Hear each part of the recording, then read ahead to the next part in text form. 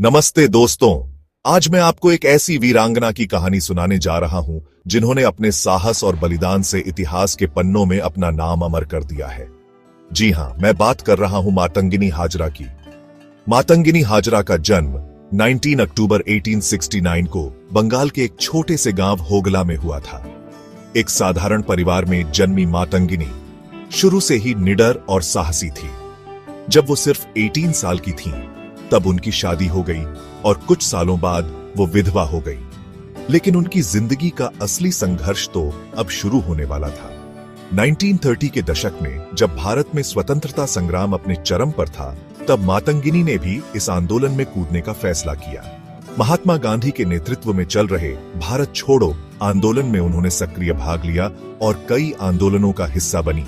मातंगिनी हाजरा की सबसे प्रसिद्ध घटना 1942 की है। 29 सितंबर 1942 को 73 साल की उम्र में उन्होंने तामलुक के एक ब्रिटिश पुलिस स्टेशन के सामने एक विशाल जुलूस का नेतृत्व किया। इस जुलूस में मातंगिनी ने भारतीय तिरंगा को अपने हाथों में थाम रखा था और वंदे मातरम के नारे लगा रही थीं।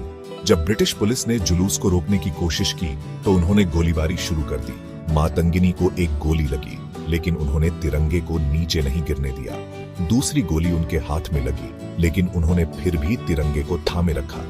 आखिरी में जब तीसरी गोली उनके सिर में लगी, तब भी उन्होंने तिरंगे को ऊंचा ही रखा।